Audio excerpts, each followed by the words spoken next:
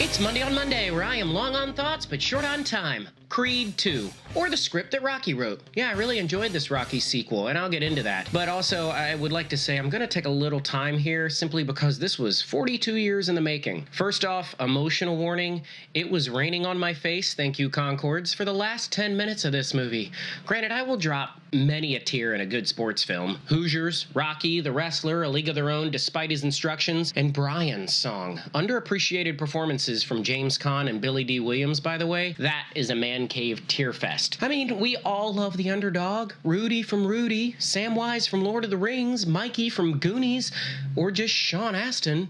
All these stories have been adopted into our American dream narrative. To be counted out before we begin, to work hard and prove others wrong, and even then win the adoration of those who should have been our enemies, but for the humble way by which we won. The Rocky franchise, 1, 2, 3, 4, Balboa, nailed this. It's about how hard you can get hit and keep moving forward. And Rocky himself is one of the greatest underdogs in modern storytelling. And then 2015's Creed followed in those footsteps mightily.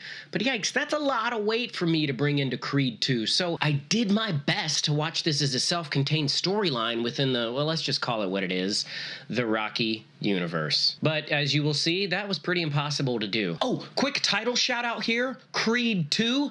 Thank you for not calling this Creed Revenge of the Vortex War, Awakening the New Batch Back in the Habit in Space, am I right? Just call it what it is, the second one. Plus, that way it'll be easier to find in my queue, or know which X-Men movie or alternate universe I'm in. Wow, that was a long preamble. But then again, the Rocky collection is one of my favorite set of rewatchable storylines and movies ever. Confession alert. I have been told that when I watched Rocky 3 for the first time, I was crying throughout and yelling, make them stop. Why can't they be friends? Make them shake hands. Make them be friends. So, Creed 2. I think it took me this long to get here, aside from the trauma of watching Rocky 3 when I was too young, is that this wasn't so much a Creed sequel as much as it was another Rocky one, and that confused me the whole time I was watching, especially at the end. So here's my quick breakdown. First, the performances. Michael B. Jordan, Stallone, Tessa Thompson, the entire ensemble was pitch perfect for what they were asked to do. This script feels like Rocky 2, 3, 4 rolled into one, which sounds awesome, except, and I say this with great trepidation, I left feeling we lost a focused, read impactful, Adonis storyline. The first act, the first almost 60 minutes was spent making our likable hothead with incredible skills and abs almost a complete jerk. And that's good if his arc is about how much he's got to learn and sets up the haunting of his father's legacy. But the early, and I mean early, introduction of the main antagonist, with which we spend so much time on the C plot, distracted me from seeing and experiencing the supposed haunting. One result for me was it turned Adonis's first encounter with him then from an inevitable lesson Adonis must learn to grow in the story into a plot device to bring Rocky's story to a completion. Yeah, I told you, it's not about Adonis, it's about Rocky. And I feel awful even just saying that. But the supposed on-screen protagonist and antagonist have no beef.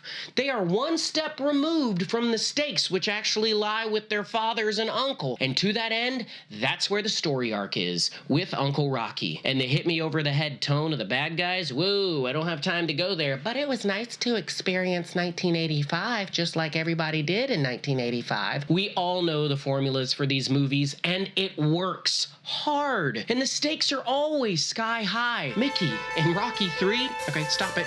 Make them be friends.